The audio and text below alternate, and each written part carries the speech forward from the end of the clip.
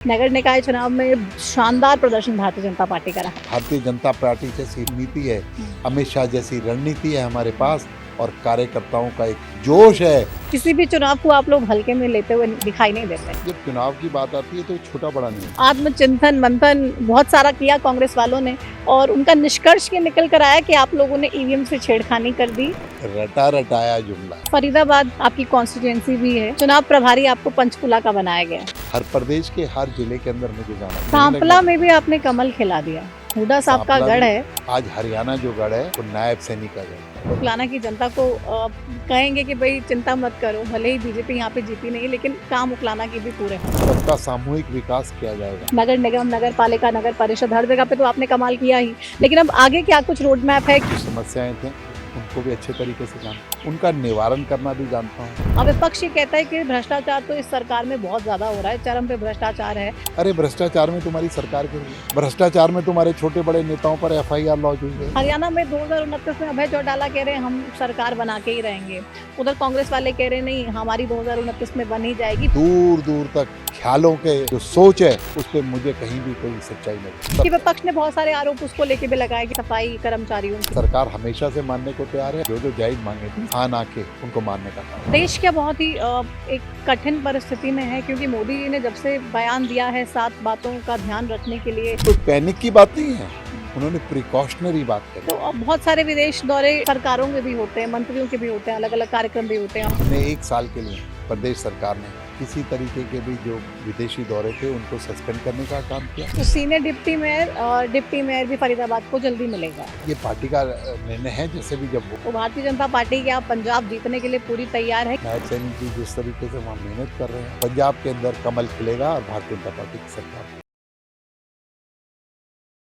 नमस्कार, the Pratima Dutta podcast में आपका बहुत बहुत स्वागत है। और हाल ही में नगर निकाय चुनाव के नतीजे सामने आए और बीजेपी ने जिस तरीके से बड़ी जीत इन नगर निकाय चुनावों में हासिल की है, इसके पीछे की क्या कुछ स्ट्रैटेजी रही, कैसे ये जीत मिल पाई, और इसके अलावा एक सबसे महत्वपूर्ण टॉपिक जो सफाई कर्मचारियों की हड़ताल को लेकर था, फाइनली समाप्त करवा दिया गया है। और हमारे साथ इस वक्त कैबिनेट मंत्री जिनके पास ULB विभाग है, एविएशन डिपार्टमेंट है, इसी के साथ ही साथ रेवेन्यू भी है, तमाम अहम महकमे संभाल रहे हैं नायब सिंह सैनी की सरकार में। सीधे उनसे बात करेंगे और जानेंगे कि बीजेपी की ऐसी क्या खास रणनीति रही कि कांग्रेस का सुपड़ा साफ हो गया और भारतीय जनता पार्टी इस चुनाव में भी अपना परचम लहराने में कामयाब हो पाई। बहुत बहुत स्वागत विपुल जी आपका। धन्यवाद। सबसे पहले बहुत शुभकामनाएं। नगर निकाय चुनाव में शानदार प्रदर्शन भारतीय जनता पार्टी का रहा। धन्यवाद, बहुत बहुत धन्यवाद। क्या लग रहा है कि इतनी मेहनत आप लोग करते हैं? नगर निकाय चुनावों को तो दूसरी पार्टियां छोटा सा चुनाव बोलती हैं, छोटे चुनाव में आप लोगों ने 2-2 मंत्री, मुख्यमंत्री, तमाम रैलियां कर रहे हैं, अलग अलग प्रोग्राम्स कर रहे हैं। ऐसे में किसी भी चुनाव को आप लोग हल्के में लेते हुए दिखाई नहीं देते हैं। जब चुनाव की बात आती है तो छोटा बड़ा नहीं होता, चुनाव चुनाव होता है, कंपटीशन होता है। और ये उन लोगों के लिए छोटा चुनाव है, लेकिन हमारे लिए बहुत महत्वपूर्ण चुनाव है। ये वो तीसरी वो सरकार है जो जनता के साथ डायरेक्ट सरोकार होता है। ये हर व्यक्ति के दुख सुख में जाकर उनके घर तक पहुंचकर उनकी समस्याओं को समझने का काम करते हैं और उनको प्रदेश और देश की सरकारों तक पहुंचाने का काम करते हैं। तो इसलिए ये चुनाव बहुत इम्पोर्टेंट चुनाव है और भारतीय जनता पार्टी की नीति है किसी भी चुनाव को, क्योंकि यहाँ पर नेता नहीं होते, यहाँ पर कार्यकर्ता होते हैं, यहाँ पर कोई कहते हैं ना पद नहीं होता, यहाँ पर दायित्व होता है। तो ये फ़र्क है कि दायित्ववान जब व्यक्ति होता है अपने दायित्व का निर्वाह करने के लिए, चाहे वो चुनाव छोटा हो चाहे बड़ा हो, पार्टी की नीतियों को लेकर जगह जगह जाने का काम करता है। ऐसी नीति, ऐसी सोच जो चुनाव को छोटा कहकर ड्राइंग रूमों के अंदर बैठकर उसकी स्ट्रेटेजी बनाए और जनता से रूबरू ना हो और फिर हार का मुंह देखना पड़े। अरे भाई, आत्मचिंतन कीजिए, अपने आप को देखिए, अपने आप को चेंज कीजिए, जनता की जो आवाज़ है उनके बीच में रहकर सुनने का काम करिए। आत्मचिंतन मंथन बहुत सारा किया कांग्रेस वालों ने और उनका निष्कर्ष ये निकल कर आया कि आप लोगों ने ईवीएम से छेड़खानी कर दी, इलेक्शन कमीशन से सेटिंग कर दी, इसलिए इस चुनाव में आप जीते हैं। ये एक रटा रटाया जुमला है। चाहे वो चुनाव वेस्ट बंगाल का हो, चाहे वो चुनाव बिहार का हो, चाहे चुनाव आसाम का हो, चाहे चुनाव पांडिचेरी का हो, चाहे चुनाव हरियाणा का हो, जहाँ भारतीय जनता पार्टी की सरकारें जीतती हैं जहाँ भारतीय जनता पार्टी के पक्ष में लोग मैंडेट देने का काम करते हैं, वहाँ ये वोट चोरी की बात करते हैं। अभी तमिलनाडु के अंदर एक नई पार्टी की सरकार, एक नए व्यक्ति ने कुछ महीने के कार्यकाल के अंदर 100 से ज़्यादा सीटें लेकर बहुमत में आके सरकार बना ली। वहाँ कोई वोट चोरी नहीं हुई। जहाँ इनकी सरकार बन जाती है वहाँ कोई वोट चोरी नहीं होती। वोट चोरी सिर्फ भारतीय जनता पार्टी की जब सरकारें बनती हैं। अरे भाई, लोग भी हंसने लगे हैं, लोग भी मजाक बनाने लगे हैं। कोई जुमला नया लेकर आओ, कोई और बात करो, अपने नेता राहुल गांधी की बात करो, उनसे जो इतनी सारी विदेश यात्राएं करी है उनका जवाब मांगो, उनका हिसाब मांगो, कहाँ पैसे, किधर से पैसे, कैसे पैसे आए, किस तरीके का काम किया, और जनता के सामने कोई बड़ा विज़न लेकर आइए। ये आरोप प्रत्यारोप की राजनीति, झूठ की राजनीति नहीं चलने वाली। तो मतलब ये सिर्फ इसलिए बोल रहे हैं क्योंकि खुद चुनावों में ना कोई स्ट्रैटेजी है, ना कोई नेता है, ना कोई नीति है। कोई व्यक्ति कहेगा कि मेरी परफॉर्मेंस खराब थी, मैं फेल हुआ, जबकि सकारात्मकता इसमें है। बोलें कि आज हमारे पास नेता नहीं है, हमारे पास नीति नहीं है, हमारी नीयत नहीं है, और हमारे पास कोई बड़ा विज़न नहीं है जो हम जनता को उनकी अपेक्षाओं पर खरे उतर सकें, उन्हें लाभान्वित कर सकें। आज नरेंद्र मोदी जी जैसा नेता है, भारतीय जनता पार्टी जैसी नीति है, अमित शाह जैसी रणनीति है हमारे पास, और कार्यकर्ताओं का एक जोश है, और कार्यकर्ताओं के साथ वो भावना है कार्यकर्ताओं की, जो लोगों के संपर्क में सिर्फ होली दिवाली वाली बात नहीं है, या जिस तरीके से चुनाव आते हैं तभी उनके बीच में जाएं। भारतीय जनता पार्टी का कार्यकर्ता 24 घंटे लोगों के बीच में रहता है और उनके सुख दुख में शामिल होता है। फरीदाबाद आपकी कॉन्स्टिट्यूंसी भी है, एक छोर है हरियाणा का, और चुनाव प्रभारी आपको पंचकुला का बनाया गया। मुश्किल हुई शुरुआत में कि भाई पंचकुला में जाकर क्या कुछ करूंगा या कैसे चुनाव को संभालूंगा, और सबसे बड़ी जीत भी पंचकुला से ही मिली है। नहीं, मैं चुनाव में वहाँ वैसे भी पंचकुला का प्रभारी हूँ। मैं वहाँ पर ग्रीवेंस कमेटी का चेयरमैन भी हूँ, और हमारे राजधानी चंडीगढ़ के बहुत निकट है। और मैंने कहा ना कि भारतीय जनता पार्टी का एक दायित्ववान कार्यकर्ता होने के नाते हर प्रदेश के हर ज़िले के अंदर मुझे जाना पड़ता है, हर कार्यकर्ताओं से मिलने का काम होता है। और जब हम ज़िले के अंदर जाते हैं, वहाँ के जिलाध्यक्ष को सूचित करके, चाहे सरकारी मीटिंग हो चाहे गैर सरकारी मीटिंग हो, पहले उन लोगों के साथ भी संवाद क्रिएट करते हैं, जाकर बैठते हैं। तो उसमें कोई नई बात नहीं थी। पंचकुला क्या, हरियाणा के हर विधानसभा के गली गली से विपुल गोयल वाकिफ़ है, और वहाँ जाता भी है, उन लोगों से मिलता भी है। चाहे पंचकुला का उन्होंने हमारी पार्टी ने दायित्व दिया है, चाहे कहीं का दिया, बहुत अच्छा कार्यकर्ताओं के साथ सामंजस्य रहा, और कार्यकर्ताओं ने अथक मेहनत करी। और मैं हरियाणा की देवतुल्य जनता का बहुत बहुत धन्यवाद करता हूँ कि उन्होंने नायब सैनी जी के नेतृत्व को सराहने और उसको मानने के साथ साथ उसका, कहते हैं ना, रिएक्शन भी दिया। उसका लोगों को, लोकतंत्र के अंदर कहते हैं ना, लोग पसंद करते हैं, हम पसंद नहीं करते, उसको वोकल होकर बोला वोट के रूप में। इसके लिए मैं हरियाणा की देवतुल्य जनता का बहुत बहुत धन्यवाद करता हूँ। वोट मार्जिन की बात करें, अब जीत के मार्जिन की बात करें, तो वो भी सबसे बड़ी पंचकुला से मिली। सबसे ज़्यादा पार्षद भी चुनकर पंचकुला से ही आए, तो जिम्मेदारी बड़ी है क्योंकि सीधा आपका विभाग है। नगर निगम, नगर पालिका, नगर परिषद, हर जगह पे तो आपने कमाल किया ही। लेकिन अब आगे क्या कुछ रोड मैप है, क्या कुछ प्लानिंग है, कैसे ये ट्रिपल इंजन की सरकार काम करेगी? देखिए, मैं यूएलबी मिनिस्टर होने के नाते पंचकुला की जो समस्याएं थे उनको भी अच्छे तरीके से जानता हूँ, उनका निवारण करना भी जानता हूँ, और उनके बारे में खाका लोगों को अच्छे तरीके से समझाना भी जानता हूँ कि इसमें ये समस्या है, इसका ये निवारण होगा, और उसकी टाइमलाइन देने का भी मैं क्योंकि डिपार्टमेंट का मंत्री होने के नाते मैं दे सकता हूँ। और रही आगे के खाके की बात, आगे रोड मैप की बात, ट्रिपल इंजन की सरकार, तो हमारी ट्रिपल इंजन की सरकार ऑलरेडी हरियाणा के अंदर है, और नॉन स्टॉप सरकार, नॉन स्टॉप मुख्यमंत्री के नेतृत्व में काम करती है। क्योंकि जब नायब सैनी जी 18 घंटे काम करते हैं तो नॉन स्टॉप ही काम होता है। एक मीटिंग के बाद दूसरी मीटिंग, तीसरी मीटिंग, और उसके बाद लोगों से मिलना, फिर मीटिंग, फिर लोगों से मिलना। और इस तरीके का काम जब सरकार के अंदर चल रहा हो, तो डबल इंजन हो या ट्रिपल इंजन हो, ट्रिपल इंजन की सरकार, मैंने कहा ना, ये महत्वपूर्ण सरकार है। जब ये तीसरा इंजन लग जाता है, डायरेक्ट लोगों की समस्याएं सरकार तक पहुंचने का काम होता है। एक कॉरपोरेटर जो समस्या का बयान कर सकता है, वो एक विधायक नहीं कर सकता, वो एक मंत्री नहीं कर सकता।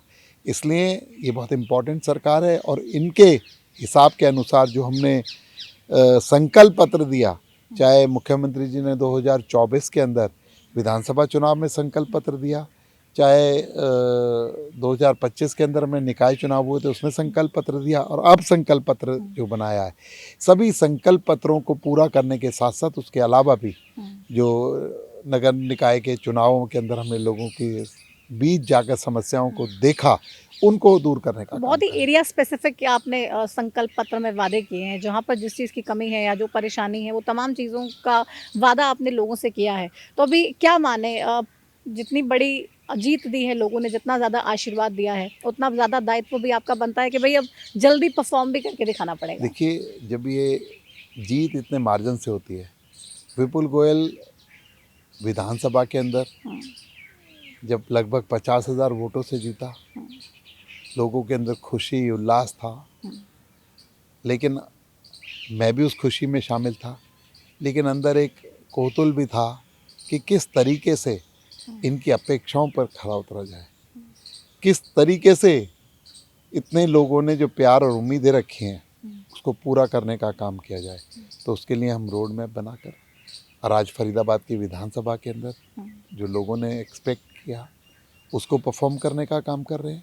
ऐसी निकाय चुनावों के अंदर जो माइन्यूट प्रॉब्लम्स हैं, छोटी छोटी बातें हैं, उन सब बातों पर उनका निराकरण कैसा हो, क्योंकि डेवलपमेंट एक रेगुलर प्रक्रिया है।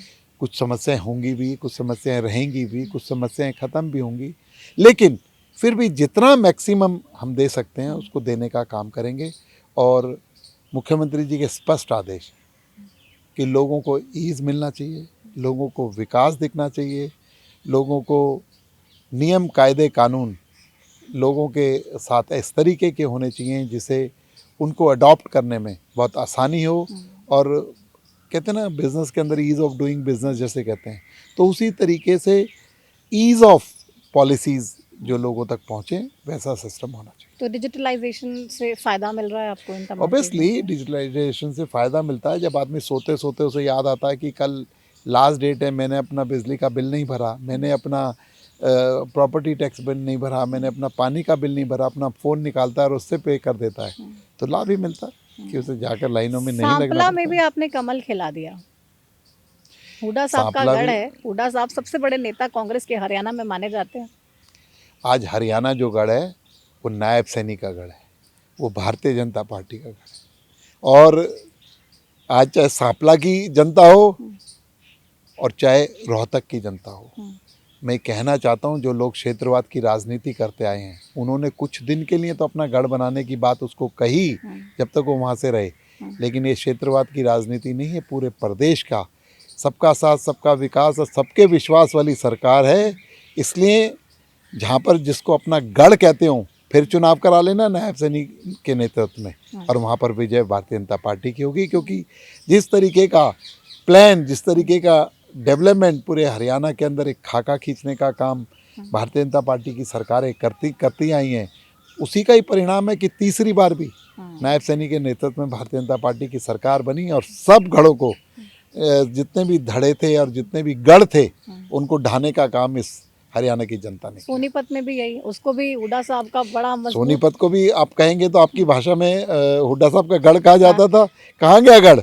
1.5 साल पहले भी जीत हुई, विधानसभा के अंदर भी जीत हुई, नगर निकाय चुनावों के अंदर भी जीत हुई और अब फिर जीत हुई। तो इसलिए गढ़ किसी के नहीं है, आज हरियाणा पूरा नायब सैनी का गढ़ है, भारतीय जनता पार्टी का गढ़ है। सैनी साहब को बिल्कुल भी सीरियसली लेते नहीं है ये लोग। और अब इस चुनाव में भले ही, जैसा कि आपने जिक्र किया, रीजनल पार्टीज को तो साफ तौर पे नकार दिया, कांग्रेस को भी लोगों ने नकार दिया, ये लोग आरोप भले ही आप लोगों पे लगाए, लेकिन आपको लग रहा है कि भाई वाकई में खुद देखना पड़ेगा कि आपकी पार्टी कितने गुटों में बटी हुई है या आप क्या कर रहे हैं अपनी पार्टी के लिए। ये तो देख नहीं रहे, बार बार ईवीएम और बार बार इलेक्शन कमीशन से सांठगांठ के आरोप लगा देना, अब जस्टिफाइड हो सकता है ये? प्रतिमा जी, आप पत्रकार हैं, सभी पार्टी के लोगों से आप मिलते हैं, सभी जिस तरीके से कहते हैं ना, पत्रकारिता और राजनीति का चोली दामन का साथ है और हम सब लोग रेगुलर मिलते हैं, क्या ये बात कोई डाइजेस्ट कर पाता है? अरे भाई लोकसभा के अंदर उस पर बहस होली, लोकसभा के अंदर क्लैरिटी आली, विधानसभा के अंदर ये जब क्लैरिटी देने की बात आई विधानसभा छोड़कर भाग जाते हैं। तो इसलिए जनता भी समझती है कि ये नौटंकी करते हैं। अरे भाई मानो ना हमारे पास नीति नहीं है, मानो हमारे पास नेता नहीं है, हमारे पास कोई विजन नहीं है, वोट चोरी ईवीएम चोरी, क्या आरोप लगाते हो? अरे भाई प्रूव करके दिखाओ ना। लोकसभा के अंदर हमारे नेता ने बोला प्रूव करके दिखाओ, विधानसभा के अंदर हमने बोला प्रूव करके दिखाओ, कुछ करते हैं नहीं, सिर्फ ये लगाते हैं। लोग भी इसे जुमला समझने लगे हैं, लोग भी इसका मजाक उड़ाने लगे हैं। वोट चोरी के आरोपों को थोड़ा और बल मिलता है अगर स्ट्रांग रूम के सीसीटीवी कैमरास बंद हो जाते हैं, जैसे कि पंचकुला की कांग्रेस कैंडिडेट सुधा भारद्वाज ने आरोप लगाए कि अंबाला के भी सीसीटीवी कैमरास बंद हो गए, पंचकुला के भी सीसीटीवी कैमरास। मुझे नहीं पता उन्होंने कैसे आरोप लगाए, किस तरीके के आरोप लगाए, घर बैठकर आरोप लगाए, स्ट्रांग रूम के अंदर जाकर लगाए, सीसीटीवी कैमरास बंद हो जाते हैं और इस तरीके की बात होती है। एक एक बात अगर कोई बातें लिख के देना चुनाव आयोग को, चुनाव आयोग जांच करेगा, उसकी पता करेगा, बताएगा, रीजनिंग देगा सारी की सारी। चुनाव आयोग ने पहले भी कहा है कि आप लोगों के बीच में जाके अखबारों में आप बयान देते हो, हमारे पास आइए, हमें कंप्लेंट दीजिए, हम एक अथॉरिटी हैं जो उस पर कार्रवाई करेंगे। वहाँ से तो भाग जाते हैं, इवेंट करते हैं, जाकर लोगों को बताते हैं। अरे ये बताओ कि हम नाकामयाब हैं आपकी अपेक्षाओं पर उतरने के लिए, हम आपकी अपेक्षाओं पर खरे नहीं उतर सकते, हमारे पास कोई विज़न नहीं है, ये बात बताओ, मानना पड़ेगा, नहीं तो इसी तरीके से हार का मुख देखना ही पड़ेगा। लेकिन बहुत इंटरेस्टिंग एक चीज़ ये भी दिखी इस चुनाव में कि आईएनएलडी कांग्रेस को तो नकार ही दिया, लेकिन निर्दलीयों को लोगों ने फिर भी भर भर के आशीर्वाद भी दिया। उकलाना भी रह गया, वहाँ पे निर्दलीय उम्मीदवार जीती रीमा सोनी, तो उसको लेके भी अब क्रेडिट गेम चल रही है। कांग्रेस कह रही है कि हमने समर्थन दिया था, इनेलो कह रही है हमने समर्थन दिया था और हमारे समर्थन की वजह से ये जीते हैं। नहीं, देखिए, जब भारतीय जनता पार्टी एक बहुत बड़ा कुनवा है और एक ही विचारधारा के लोग जब सामने दिखते हैं कि ये इसके पास भारतीय जनता पार्टी का सिंबल है, लेकिन इसके पास भारतीय जनता पार्टी की विचारधारा और उसी तरीके का काम है, तो लोग कई बार इस तरीके का मैंडेट दे देते हैं, लेकिन उनका भारतीय जनता पार्टी की नीतियों में विश्वास है। उन्होंने किसी कांग्रेस के सिंबल को समर्थन देने का काम नहीं किया, उसको पक्ष में वोट देने का काम नहीं किया। उन्होंने एक ही विज़न के दो अलग अलग कार्यकर्ता अगर थे तो उनको कि हाँ ये भारतीय जनता पार्टी के विज़न को लेकर चलने वाला कार्यकर्ता है, तो ऐसा हो जाता है कई बार। लेकिन मैं समझता हूँ चाहे उकलाना हो, चाहे सांपला हो, चाहे रेवाड़ी हो, चाहे पंचकुला हो, चाहे सोनीपत हो, अम्बाला हो, सब जगह लोगों ने भारतीय जनता पार्टी का नेतृत्व, मोदी जी का तो कहने की बात ही नहीं है, उनके विज़न को तो सबने आत्मसात करने का काम किया है, एक्सेप्ट करने का काम किया है। लेकिन हरियाणा के अंदर नायब सैनिक को इन वोटों के रूप में बताने का काम किया है कि हम नायब सैनिक को स्वीकार करते हैं, नायब सैनिक को मानते हैं और नायब सैनिक के साथ साथ चलने के लिए हरियाणा की जनता तैयार है। बतौर निकाय मंत्री उकलाना की जनता को कहेंगे कि भाई चिंता मत करो, भले ही बीजेपी यहाँ पे जीती नहीं, लेकिन काम उकलाना के भी पूरे होंगे। मैंने कहा ना, सबका साथ सबका विश्वास वाली जो सरकार है, सबका साथ सबका विकास है, सबका विश्वास वाली सरकार है। उकलाना हो चाहे और अन्य स्थान हो, सबका सामूहिक विकास किया जाएगा। ये कि किसी भी व्यक्ति को इस उससे कि इसने हमें वोट दिया, इसने वोट नहीं दिया। आज पूरा का पूरा हरियाणा, आज पूरे हरियाणा के मुख्यमंत्री हैं नायब सैनी, आज विपुल गोयल पूरे हरियाणा का निकाय मंत्री है।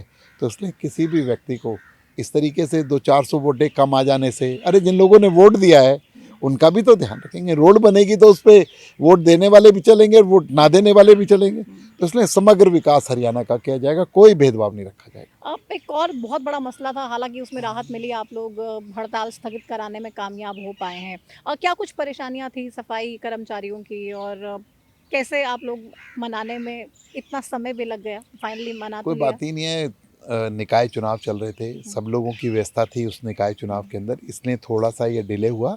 लेकिन पहले दिन से हमारा जो विचार था उन लोगों के साथ था कि जो उनकी डिमांड है, जो जायज़ बातें हैं, सरकार हमेशा से मानने को तैयार है। और सफाई कर्मचारियों को जितना महत्व और जितना उन लोगों को तरजीह 12 साल में माननीय मोदी जी की सरकार में दी गई, जो स्वच्छता अभियान जो चलाए गए, उनके दम पर चलाने का काम किया गया, वो हमारी सोसाइटी का एक अभिन्न अंग है। हम उन्हें साथ लेकर चलेंगे और किसी भी तरीके की जो दिक्कत है, हमने एक कमरे के अंदर बैठकर हमने आपस में बातें की और विचार विमर्श करके उनको सुलह करने। तो सरकार ने सारी मांगे मान ली? मैंने कहा ना, जितनी जो बातें थी जो उन्हें लगता था कि हाँ सहमति बनती है। ऑब्वियसली कि किसी को कह दिया जाए तो वो चांद मांगेगा, लेकिन फिर उसके बाद वो एक बहुत बड़ी एलईडी लाइट पर भी कहेगा किसी को, क्योंकि चांद प्रैक्टिकल नहीं है। तो ये तो होता है, जो प्रैक्टिकल बातें थी, जो उनकी जायज़ मांगे थे, उन्होंने भी माना और सहमति के साथ ये वाला काम किया। तो ये डीले मतलब सिर्फ निकाय चुनाव की वजह से हो निकाय चुनाव के अंदर व्यवस्था थी, गया। माननीय मुख्यमंत्री भी व्यस्त थे, मैं भी व्यस्त था, और सभी तरीके से, और उनको लोगों को बता भी दिया गया था।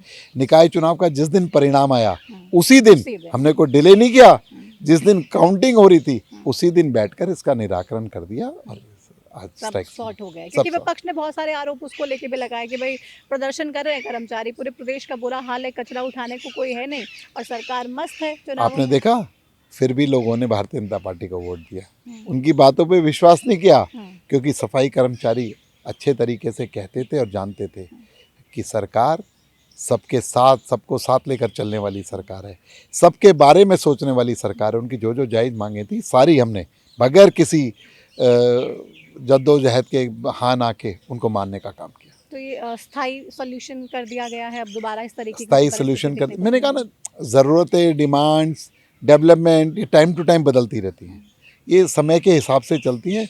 तो इसलिए आज की जो बातें थी और आगे मैं समझता हूँ कि आने वाले अनेकों सालों तक ऐसी जो बातें थी उनका निराकरण करने का काम किया। देश क्या बहुत ही एक कठिन परिस्थिति में है, क्योंकि मोदी जी ने जब से बयान दिया है 7 बातों का ध्यान रखने के लिए लोगों से आह्वान किया है, उसके बाद कहीं ना कहीं एक पैनिक या फिर एक टेंशन भी है आम लोगों के जहन में कि भाई क्या चल क्या रहा है देश नहीं में? नहीं, मैं देश और प्रदेश की जनता को कहना चाहता हूँ, जब तो मोदी जी ने कह दिया, मैं तो बहुत छोटा सा व्यक्ति हूँ उनके सामने, कि कोई पैनिक की बात नहीं है, उन्होंने प्रिकॉशनरी बात करी है। एक हिंदुस्तान आज ऐसा देश है कि जब लोग आपस में लड़ रहे हैं, लोग आपस में एक दूसरे का विरोध कर रहे हैं, आज पूरा का पूरा विश्व भारत और मोदी जी की तरफ देख रहा है। और आज हम प्रिकॉशनरी, ये जो 7 बातें उन्होंने कही हैं, उन पर अमल करके हम अपने देश को उसी तरीके से सुव्यवस्थित रख सकेंगे जो कि आज अन्य देश जिन प्रॉब्लम, जिन परेशानियों से लड़ने का काम कर रहे हैं, तो मैं समझता हूँ कि वो सारी दिक्कतें हिंदुस्तान के अंदर कभी आएंगी नहीं, ऐसा मोदी जी ने कहा है। कोई पैनिक की ज़रूरत नहीं है, कोई डरने की ज़रूरत नहीं है। हमारी सरकार सक्षम है, हमारा नेता सक्षम है, और हम सब लोग ऐसे मुहाने पर खड़े हैं जहाँ विश्व को दिशा देने का काम करेंगे, विश्व के पीछे चलने का काम नहीं करेंगे। तो डरने की जरूरत कोई नहीं है, डरने की क्योंकि अब देखिए मोदी जी ने भले ही लोगों से कह दिया हो कि भाई आप पेट्रोल और डीजल गाड़ियों का इस्तेमाल कम कीजिए, पब्लिक ट्रांसपोर्ट ज़्यादा लीजिए, पहले तो आह्वान किया, लेकिन खुद उसके बाद अपना भी काफिला बहुत छोटा कर दिया। अमित शाह जी ने अपना पूरा कॉन्वॉय छोटा कर दिया, सेमनाथ सिंह सैनी साहब ने, तमाम कैबिनेट के मंत्रियों ने, हम देख रहे हैं कि अपनी सिक्योरिटी की कार्स को भी छोड़ दिया है और अब एक ही कार में मेजरली सवार होकर चल रहे हैं। तो लोग इसे सीख ले रहे हैं। देखिए, जब एक समाज को दिशा देने वाले, समाज के एक रोल मॉडल लोग जो हैं, जिनकी तरफ लोग देखते हैं, वो अपने आचरण के अंदर परिवर्तन करेंगे, तभी आम जनता अपनाने का काम करेगी। तो ये तो एक स्वाभाविक सी बात है, हम सब लोगों को करना ही चाहिए। देश के प्रधानमंत्री कर रहे हैं, प्रदेश के मुख्यमंत्री कर रहे हैं, हम मंत्री कर रहे हैं, आम जनता को भी ये एक बात एडवाइजरी मोदी जी ने कहा, बाध्यता कोई नहीं है, लेकिन आज जो मोदी जी बात कहते हैं, विश्व उसका अनुकरण करने का काम करता है, देशवासी उसका अनुकरण करने का काम करते हैं कि मोदी जी ने कोई बात कही है तो सोच समझ कर कही है कि आगे भारत के अंदर ऐसा कोई तेल संकट या कोई अन्य संकट ना आ पाए, इसके लिए आज मोदी जी ने ये बात कही है। और मैं समझता हूँ ना कोई संकट आज है भारत में, ना आएगा, अगर ये प्रिकॉशनरी एडवाइजरी हम लोग एक्सेप्ट करेंगे और विश्व को एक कहते हैं ना दिशा देने का काम हमारे देश के प्रधानमंत्री करेंगे। तो अब बहुत सारे विदेश दौरे सरकारों के भी होते हैं, मंत्रियों के भी होते हैं, अलग अलग कार्यक्रम भी होते हैं, और कुछ गीता जयंती के कार्यक्रम भी शायद हरियाणा सरकार के थे विदेश में।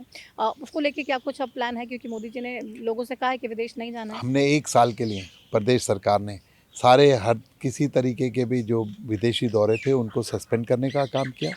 17 जून को गीता जयंती के कार्यक्रम के तहत जापान मुझे भी जाना था, गीता को वहाँ की पार्लियामेंट में स्थापित करके आना था, तो वो प्रोग्राम को भी अभी स्थगित कर दिया गया है।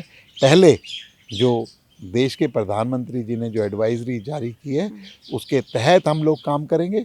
इन कामों को थोड़ा डेफर कर देंगे, जब स्थिति सुधर जाएगी फिर शुरू करेंगे। तो मतलब सरकार ने भी सबसे पहले कर दिया है। अब उधर दिल्ली में भी रेखा गुप्ता ने 2 दिन वर्क फ्रॉम होम कर दिया है सरकारी कर्मचारियों के लिए भी, और अब अलग-अलग तमाम प्रिकॉशनरी मेजर्स मोदी जी के कहने के हिसाब से लिए हैं। हरियाणा सरकार का भी कोई ऐसा प्लान है, क्योंकि आपकी सीएम साहब से मीटिंग भी हुई कल, तमाम कैबिनेट के मंत्री भी शामिल थे? देखिए, वर्क फ्रॉम होम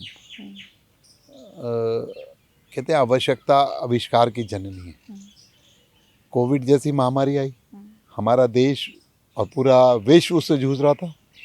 उसके अंदर ये online system, work from home, zoom जैसी व्यवस्थाएं आई और उस पर चलकर हमने सीखा, देखा कि वो बहुत कारगर थी। आज करोड़ों लीटर पेट्रोल बचाने के साथ साथ, खर्चे को बचाने के साथ साथ, टाइम को बचाने के साथ साथ आज भी लोगों ने 50% उसे अपने जीवन के अंदर अपनाने का काम किया हुआ है। तो मैं समझता हूँ ये अच्छी बात है, और जब ज़रूरत ऐसी है तो उसके लिए जितने भी प्रिकॉशनरी काम हैं वो सब हम लोगों को करने चाहिए।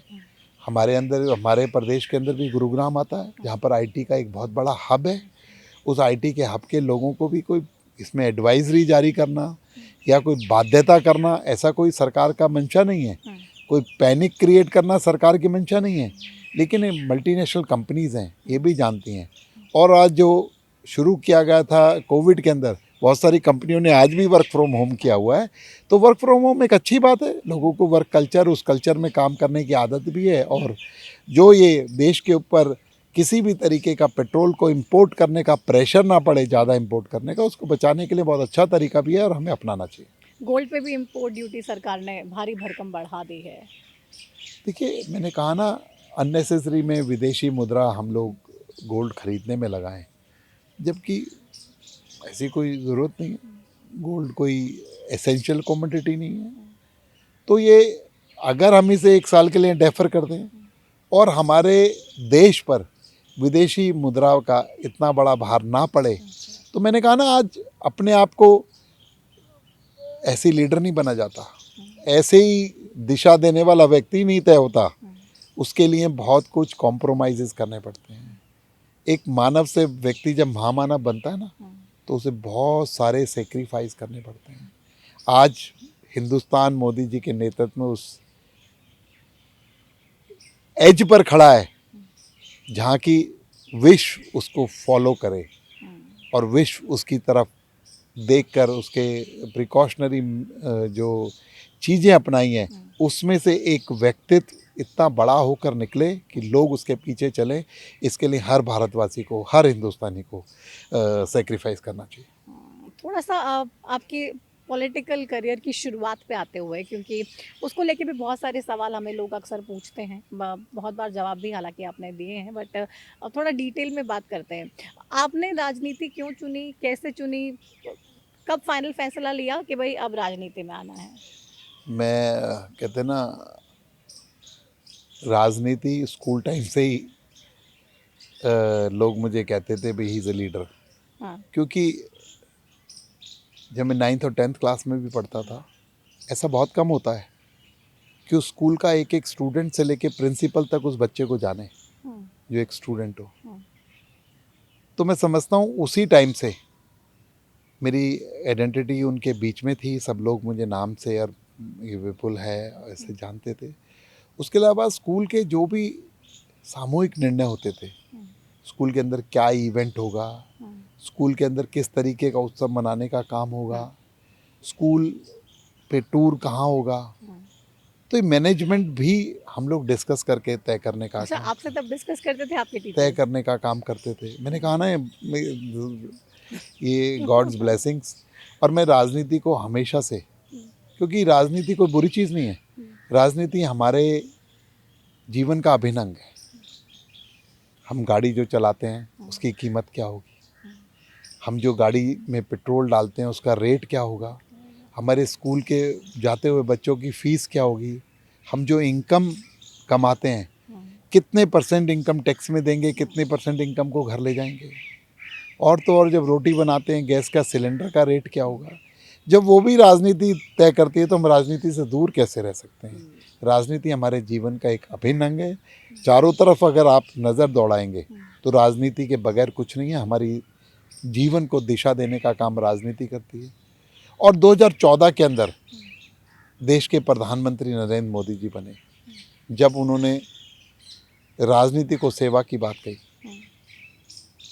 और उन्होंने राजनीति के अंदर इतने बड़े परिवर्तन राजनीति के अंदर करने के बात की, क्योंकि मैं भारतीय जनता पार्टी का कार्यकर्ता पहले से और हम विचार परिवार से जुड़े हुए परिवार हैं, बचपन से ही हम लोग देखते रहे हैं। लेकिन जब देश के अंदर मोदी जी का शासन आया तो मैंने भी अपनी पार्टी से रिक्वेस्ट की कि मैं भी इस जो अपना व्यापारिक जीवन है उसे छोड़कर मैं इस सेवा के काम में आना चाहता हूँ, सामाजिक जीवन में आना चाहता हूँ। तो मेरी पार्टी ने, मैं पार्टी का धन्यवाद करूँगा, मुझे मौका दिया और फरीदाबाद की जनता का मैं बार बार धन्यवाद करूँगा कि उन्होंने मुझे पहली बार चुनाव लड़ा। मेरी जाति के व्यक्ति ने पहली बार चुनाव लड़ा और मुझे 46,000 से ज़्यादा मतों से जिताकर विधानसभा के अंदर भेजा। और उसके बाद मेरी पार्टी ने, माननीय मुख्यमंत्री मनोहर लाल जी ने मुझे अपनी कैबिनेट के अंदर स्थान दिया और उसके बाद पार्टी ने मुझे 2019 से लेकर 24 तक संगठन के अंदर काम करने का दायित्व दिया कि आप संगठन के अंदर काम कीजिए। और 2024 में फिर मेरी पार्टी ने मुझे एक्टिव राजनीति, वोट राजनीति के अंदर काम करने के लिए चुना। तो मैं अपनी पार्टी का, अपने नेता का, माननीय अमित शाह जी का, माननीय नरेंद्र मोदी जी का, माननीय मुख्यमंत्री जी का धन्यवाद करूंगा कि मुझे इसके लिए चुना और आज आप लोगों के सामने जैसा भी काम अमित हम शाह लोग जी करते से हैं। कहते हैं, बताते हैं लोग आपकी बहुत ज़्यादा नज़दीकियाँ हैं। तो पहली मुलाकात अमित शाह जी से कब हुई थी आपकी? नहीं, उनकी नज़दीकी सभी से है। वो ऐसे व्यक्तित्व हैं, मैं समझता हूँ कि उनकी नज़र से कोई कार्यकर्ता बच नहीं सकता, चाहे वो पॉजिटिव काम करे, चाहे नेगेटिव काम करे, चाहे एवरेज काम करे। उनको बताने की ज़रूरत नहीं होती। उनके पास ऐसा गणित और ऐसा कंप्यूटर है कि जो बिल्कुल खाका खींचने का काम करता है। और मैं 2013 के अंदर मैं पहले तो, वैसे तो उससे भी पहले मैं कई बार मिला हूँ। 2013 के अंदर रन फॉर यूनिटी का कार्यक्रम हुआ। अमित शाह जी फरीदाबाद आए थे तो मेरे घर पर उन्होंने प्रेस कॉन्फ्रेंस करी, वहाँ पर ही वो रुके थोड़ी बहुत देर।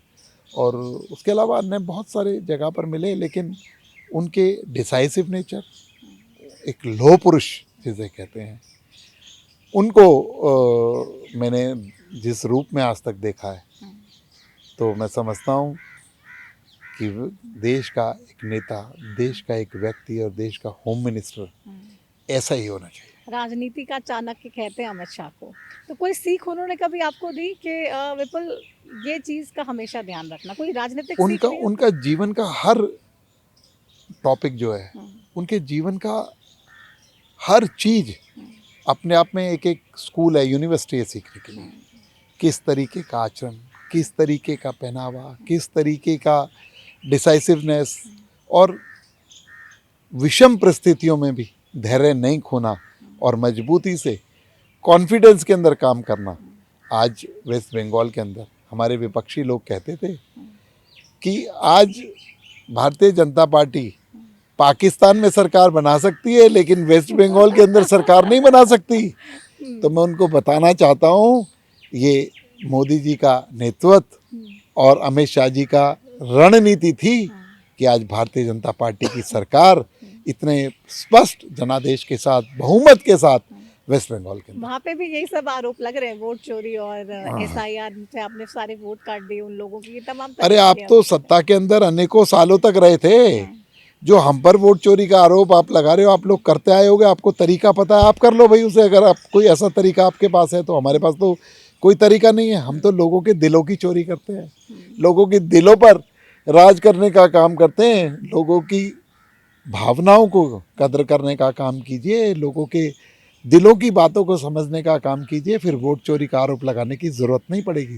भारतीय जनता पार्टी जहाँ हारती है, भारतीय जनता पार्टी झारखंड के अंदर हारी, भारतीय जनता पार्टी अन्य प्रदेशों में कई जगह भारतीय जनता पार्टी की सरकार नहीं बनी, उन्होंने तो नहीं कहा कि वोट चोरी हुई है। जनता का आदेश है, जनता लोकतंत्र के अंदर सर्वोपरि है और जनता ने जो मैंडेट दिया, जो जनादेश दिया, उसे शिरोधार्य करने का काम किया। 2 बार वेस्ट बंगाल के अंदर हारे, लेकिन वोट चोरी का आरोप नहीं लगाया, और ज़्यादा मेहनत से काम करने का काम किया। नहीं, लोगों ने अभी हमारे कंपैरिजन में हमारी अपोजिट पार्टी को अच्छा समझा है, हम उससे बेटर परफॉर्म करेंगे, तब जाके वो हमें वोट देंगे। 5 साल तक भारतीय जनता पार्टी का कार्यकर्ता अड़ा रहा, किसी तरीके से पीछे नहीं हटा और लोगों के बीच में रहा, लोगों को अपनी बात समझाई, तो आज उसका परिणाम है कि भारतीय जनता पार्टी की सरकार इतने बहुमत के साथ बनी है। विपुल जी, अब आप कह रहे हैं कि लगातार भारतीय जनता पार्टी मेहनत करती है और ये मेहनत का ही नतीजा होता है, भले ही विपक्ष चाहे तमाम जो भी चीज़ें कहे या ना कहे, वो अलग बात है। अब स्पेसिफिकली मैं फरीदाबाद पे अब आना चाहूँगी और थोड़ा सा मैं चाहूँगी हम उस पर बात करें, क्योंकि फरीदाबाद पे तमाम प्रदेशवासियों की निगाहें अक्सर रहती हैं, क्योंकि फरीदाबाद की राजनीति बहुत बड़े संदेश देती है पूरे हरियाणा में। सब कुछ ठीक है, फरीदाबाद की राजनीति बढ़िया चल रही है? हाँ, बढ़िया, फर्स्ट क्लास, कोई दिक्कत नहीं है। अभी हाल ही में कृष्णपाल गुर्जर केंद्रीय राज्य मंत्री की एक वीडियो बहुत ही वायरल हुई, दिशा की मीटिंग लेने पहुंचे थे और अब भ्रष्टाचार को लेकर सवाल खड़े कर रहे थे अपनी सरकार पे, अधिकारियों को कोस रहे थे कि कीड़े पड़ेंगे और तमाम इस तरीके की बातें कही जा रही थी। क्या है, आपने कुछ फीडबैक लिया है इसके बाद? नहीं, देखिए, फीडबैक लेने का काम, मैं तो फरीदाबाद से विधायक हूँ, मैं आता हूँ। जिस तरीके की वो हमारी पार्टी के बहुत बड़े नेता हैं, बहुत पुराने नेता हैं और पर्सनली मेरे बड़े भाई की तरह, और उन्होंने जो बातें कही उस पर सरकार ने संज्ञान भी लेने का काम किया। लेकिन जो बातें जिस तरीके से उन्होंने कही, ये उनके अपने शब्द हैं, ये भारतीय जनता पार्टी के शब्द नहीं हैं जो उन्होंने कहा। और अधिकारियों को जो चेक करने की बात है, तो वो भी सत्ता में, हम सब मिलकर काम करेंगे उस पर और उसे करने का काम करेंगे। और जो आरोप लगाए वो आज भी सत्ता में हैं, पहले भी सत्ता में थे, और ऑफिसर्स को डिप्यूट करने का काम हम सब लोग मिलकर ही करते हैं। अगर कमी पेशी जो भी निकलेगी इंक्वायरी के बाद, उनको स्थानांतरण करना, उनको सस्पेंड करना, इस तरीके का काम किया जाना चाहिए, करेंगे भी। बाकी उन्होंने दिशा की मीटिंग में क्या कहा क्या नहीं, मैं तो वहाँ नहीं था, मैं वीडियो के माध्यम से देख रहा था। जो भी बात होगी करेंगे सर। अब सीनियर डिप्टी मेयर ये आपको मिल नहीं पा, सीनियर डिप्टी मेयर और आप फरीदाबाद में नगर निगम की हम बात कर लें तो ये नहीं मिल पा रहे हैं। नहीं, ऐसे तो बहुत जगह पूरा पंचकुला का चुनाव हुआ है, कभी सीनियर डिप्टी मेयर बने ही नहीं थे। गुरुग्राम के अंदर नहीं बने, फरीदाबाद के अंदर भी नहीं बने। बने नहीं थे अलग है, बनने दिए जा नहीं रहे। नहीं, ऐसा कुछ नहीं है। ये तो जिस भी दिन भारतीय जनता पार्टी एक संगठन है और वहाँ का जो एक बार दिशा निर्देश जो आ जाएगा वो सब कार्यकर्ताओं को मानना होता है। ऐसा नहीं है, पार्टी है, बहुत बड़ी पार्टी है, बहुत सारे काम हैं, और जो काम विकास का कार्य ना रुक रहा हो जिस वजह से, तो ऐसे चीज़ें कई बार डेफर भी हो जाती हैं, डिले भी हो जाती हैं। उससे कोई ऐसी बात नहीं है, टाइम आएगा, बन जाएगा। सब लोग साथ हैं, भारतीय जनता पार्टी के चुने हुए प्रतिनिधि हैं सब लोग। मतलब एक है भारतीय जनता पार्टी के तमाम नेता, सब एक। तो सीनियर डिप्टी मेयर और डिप्टी मेयर भी फरीदाबाद को जल्दी मिलेगा? ये पार्टी का निर्णय है, जैसे भी जब होगा मिलेगा।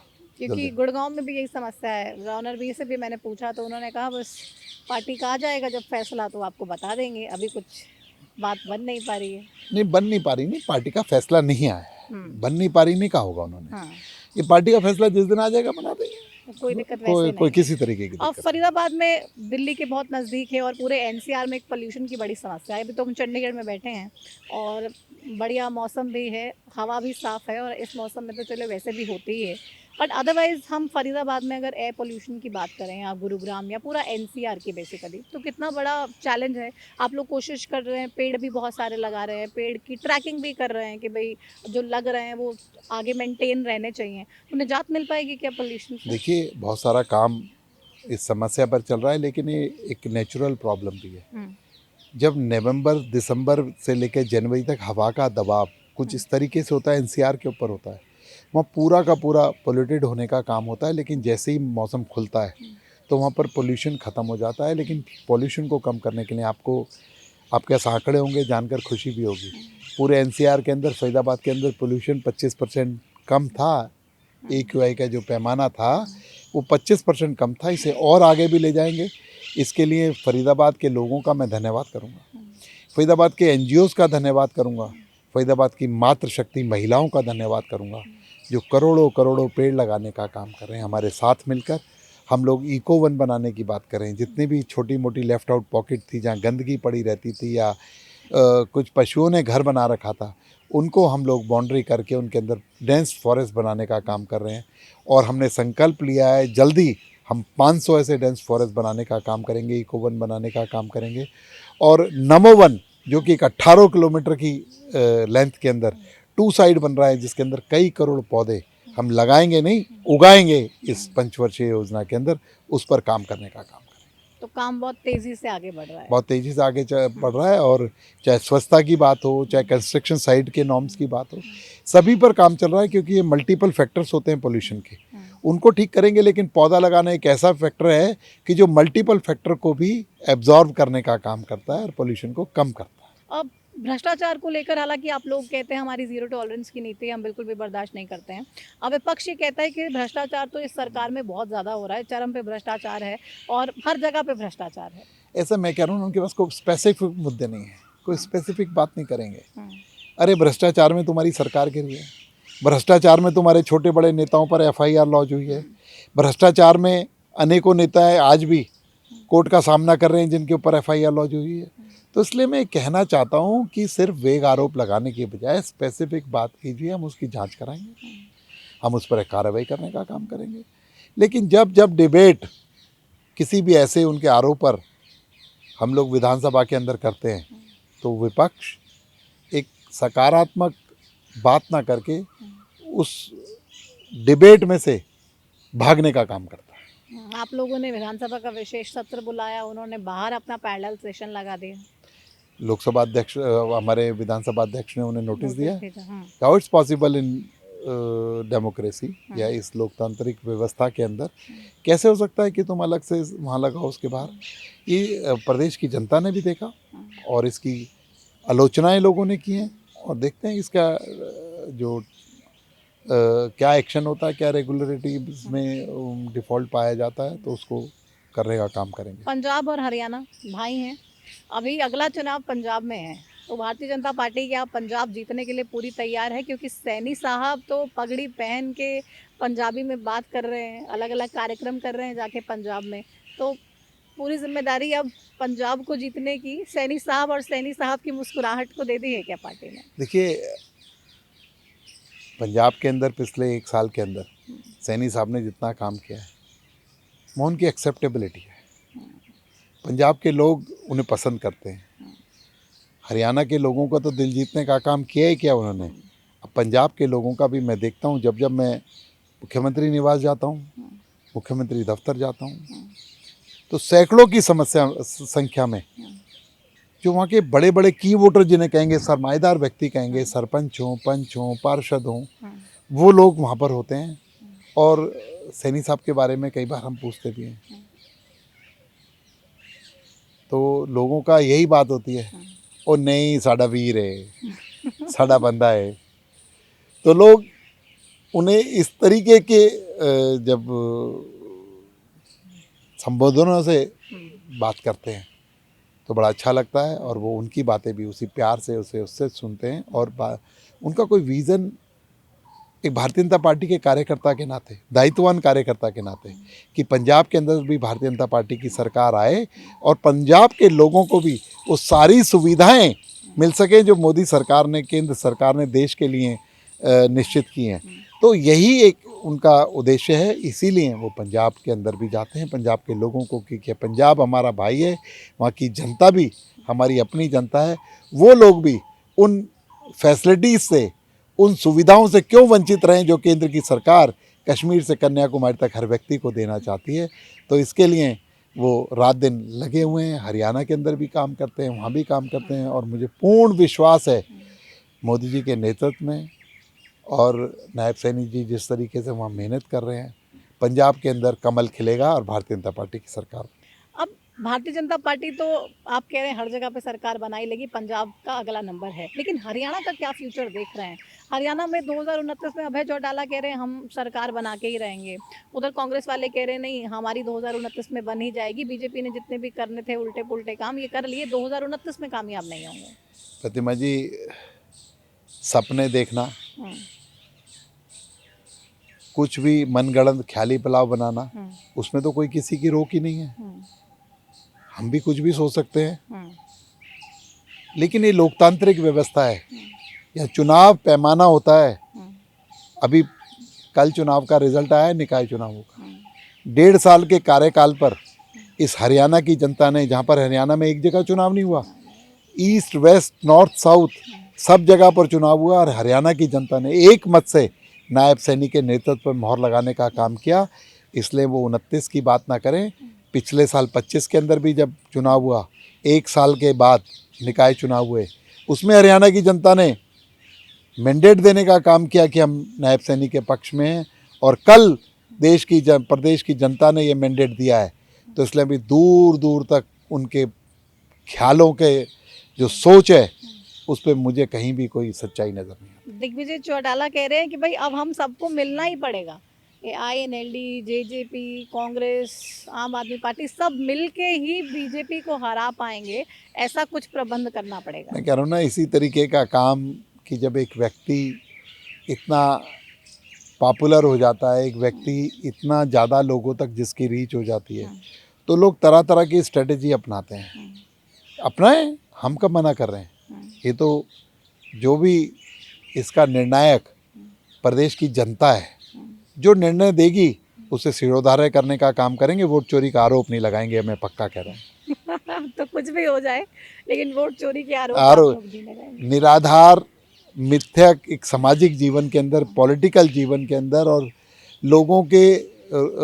लोगों का नेतृत्व करने वाले स्थान पर ऐसे मनगढ़ंत और बचकाना हरकतें क्या शोभा देंगी हमें कहते हुए। सब मिल जाए, अगर ऑल वर्सेस बीजेपी हो जाए तो आप लोगों को टेंशन होगी क्या? मैंने कहा ना, हम लोग कार्यकर्ता हैं, कोई टेंशन नहीं होती।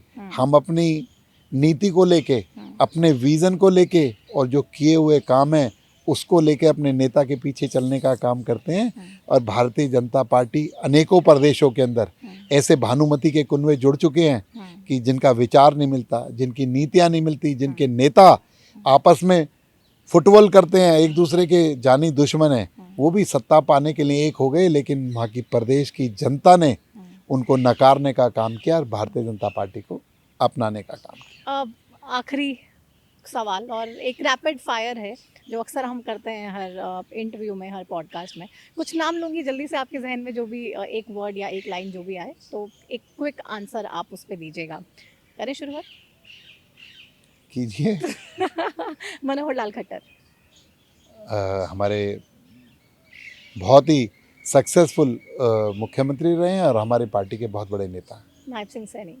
नायब सैनी कम कार्यकाल के अंदर बहुत ज़्यादा लोग ख्याति और लोगों के दिलों में जगह बनाने वाले व्यक्तित्व हैं। राजेश नागर। राजेश नागर मेरे बाल सखा हैं और बहुत ही प्यारा व्यक्तित्व है। अब एक स्माइल आ गई।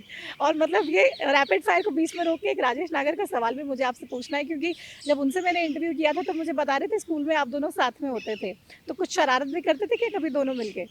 हमारी दोस्ती राजेश नागर मुझसे 1 साल सीनियर थे। हम एक स्कूल में पढ़ते थे, लेकिन हमारी दोस्ती किस लिए थी कि जब हम कोई शरारत कर देते थे तो क्लास के बाहर होते थे, तो क्लासरूम साथ साथ थे, तो बाहर हमारी दोस्ती रहती थी। तो इसलिए अच्छा, दोनों को पनिशमेंट मिलती थी और बाहर क्लास के टीचर खड़ा कर देती थी। तो उसमें वो ऐसे दोस्त पक्के दोस्त होते, पता ना। तो मतलब आपकी दोस्ती पक्की चलेगी, लंबी चलेगी? अभी तक तो चलती आई है, आज इस एज तक भी चल रही है, और भगवान करे लोगों की नज़र ना लगे और ऐसी चलती है। हम भी दुआ करते हैं आगे भी बढ़ती रहे। वापस रैपिड फायर पे आते हुए, क्योंकि बहुत सारे नाम हैं। भूपेंद्र सिंह हुड्डा। भूपेंद्र सिंह हुड्डा एक पार्टी के, कांग्रेस पार्टी के सीनियर नेता हैं। 10 साल उन्होंने हरियाणा पर राज किया है और अपनी पार्टी के निर्विवाद नेता। राहुल गांधी। राहुल गांधी भी एक इतनी बड़ी पार्टी के इमेच्योर लीडर हैं। Immature leader? वो मैच्योरिटी आ पाएगी कभी? मुझे ये तो नहीं कह सकता, लेकिन आज तक के जो भी उनके बातें रही हैं, आज तक उनका कहा है, बहुत बड़ा उनका स्थान है। मुझे मतलब कोई टिप्पणी नहीं करनी चाहिए, लेकिन राजनीतिक तौर पर इमेच्योरिटी। अभय चौटाला। भाई चौटाला एक परिवार, जो राजनीतिक बहुत बड़ा परिवार है, उसको उसका प्रतिनिधित्व करने का काम करते हैं और उस विरासत को दोबारा जिंदा करने के लिए संघर्ष कर रहे हैं। जेजेपी आईएनएलडी अगर एक हो जाएंगे तो कुछ भी नहीं होगा। कुछ भी नहीं होगा, मतलब 0+0=0। बीजेपी को टक्कर देने वाली कोई और पार्टी आपको नजर आ रही है, कोई नेता? बीजेपी कोई पार्टी का नाम नहीं है। बीजेपी ऐसे कार्यकर्ताओं का दल है कि जो देश को आगे बढ़ाने का, प्रदेश को आगे बढ़ाने का और लोगों को, उनके जीवन को सबल, सुंदर और प्रोस्परस बनाने का काम करने वाला दल है। हाँ, एक आखिरी सवाल, बहुत सारी बातें आपसे कर ली, और एक आखिरी सवाल, क्योंकि आपके समाज के लोग अक्सर ये कहते हैं कि आपने वैश्य समाज के लिए बहुत कुछ किया है, और ख़ास तौर पे उनकी जो इतनी लंबी लंबी मांगें थी, इतनी टाइम से पेंडिंग थी, उसको आपने सरकार के पास पुख्ता तरीके से रखा, भी मनवाने का काम किया। तो अब लोगों की उम्मीदें भी आपसे, ख़ास तौर पे आपके समाज की, बहुत ज़्यादा है। अपने समाज के लोगों को क्या कुछ कहना चाहेंगे यहाँ पर? नहीं, देखिए, मैं पहले तो नायब सैनी जी का धन्यवाद करूंगा कि समाज की जो बहुत बड़ी बड़ी डिमांड थी उनको पूरा करने का काम किया, और समाज के लोगों से यही कहूँगा, हमारा समाज जो है वो एक कर्मठ और कहते हैं ना, हर परिस्थिति का सामना करने वाला और उस पर मेहनत से रास्ते निकालने वाला समाज है। तो इसलिए आगे बढ़ते रहो ऐसे ही। विपुल गोयल साथ था, है और आगे भी रहेगा। तो समाज के लिए हर वक्त आप रेडी हैं, बिल्कुल। कभी भी आएं? देखिए, आपसे कोई भी व्यक्ति काम। जो नेता सामाजिक जीवन में जाता है, सबसे पहले तो अपना घर, अपने समाज की बात करता है।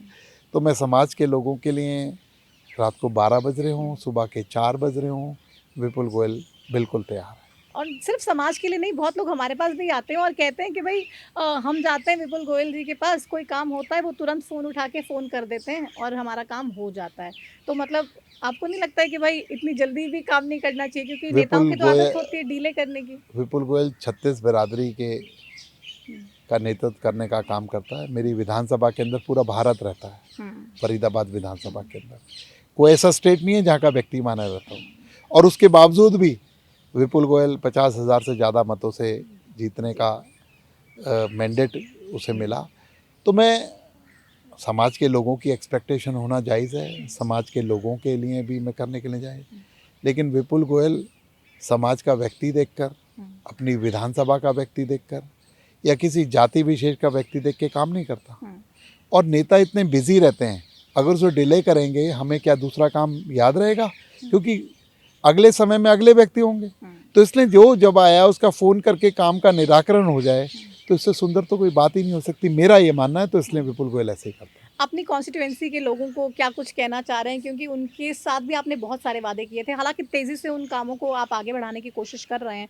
अब आगे क्या कुछ विजन है और कितनी जल्दी जो अब बड़े सपने थे आपके कॉन्स्टिट्यूएंसी को लेके वो साकार होते दिखाई देंगे? नहीं, कॉन्स्टिट्यूंसी के साथ साथ फरीदाबाद, अभी माननीय मुख्यमंत्री जी ने फरीदाबाद को इतनी सौगातें दी, चाहे बजट की बात हो, चाहे रैली की बात हो, मुख्यमंत्री जी ने बड़ी सौगातें देने का काम किया।